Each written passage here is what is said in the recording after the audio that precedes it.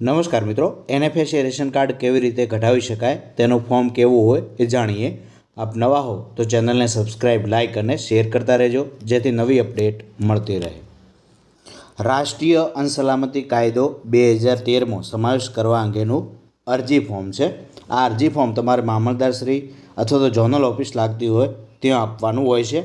તેની અંદર અરજદારનું નામ, અરજદારનો રેશન કાર્ડ નંબર, હાલનું તમારું રેશન કાર્ડનો પ્રકાર કયો છે, તમારી વ્યાજબી ભાવની દુકાનનું નામ, આધાર કાર્ડનો નંબર અને જે રીતે આધાર કાર્ડની અંદર નામ છે એ રીતે તમારે અહીં લખવાનું છે. ત્યારબાદ કુટુંબના સભ્યોની વિગતો, એમનો મોબાઈલ નંબર, આવક, તમામ વિગતો દર્શાવવાની હોય છે. તેની અંદર તમારે રેશન કાર્ડ ફરજિયાત એ જોઈતું હોય છે. ગેસની બુક, ગેસનું અદ્યતન બિલ બુક હોય તો એ અપલોડ કરવાનું રહેશે. બેંક એકાઉન્ટની પાસબુકની પ્રથમ પાનાની નકલ. હવે તો ગામની અંદર વીસી ઓપરેટર પણ ફોર્મ ભરી આપતા હોય છે અને બીજી માહિતી ભરવાની હોય છે. ત્યારબાદ ગ્રામ્ય વિસ્તાર માટે અરજદારે આપવાની થતી માહિતી. તો કુટુંબ યાંત્રિક રીતે ચાલતું 4 પૈડાનું વાહન ધરાવે છે કે કેમ, હા અથવા તો ના, અને વાહન નંબર.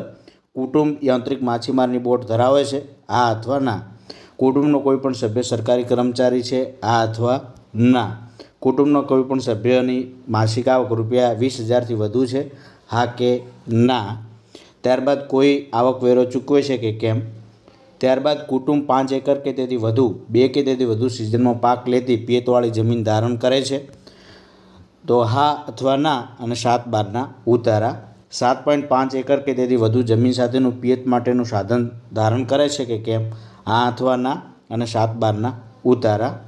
કુટુંબના વડા તરીકે સગીર વ્યક્તિ છે, એટલે કે કુટુંબના કોઈપણ સભ્ય 18 વર્ષ કે તેથી વધુ ઉંમરના નથી, હા અથવા ના. કુટુંબના પુખ્ત વયના તમામ કમાતા સભ્યો અશક્ત છે, હા અથવા ના. કુટુંબના પુખ્ત વયના તમામ સભ્યો ગંભીર બીમારી ધરાવે છે, હા અથવા ના. જો ગંભીર બીમારી ધરાવતા હોય તો મેડિકલ સર્ટી રજૂ કરવું. ત્યારબાદ છે કુટુંબના તમામ સભ્યો 60 વર્ષથી વધારે ઉંમર ધરાવે છે, હા અથવા ના.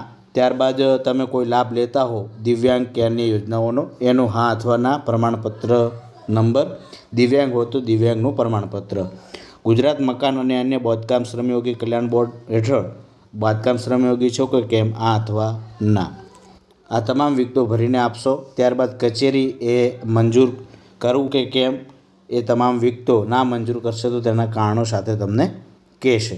તો આ હતી ગામડાની માહિતી એનએફએસએ રેશન કાર્ડની. થેન્ક યુ, આભાર.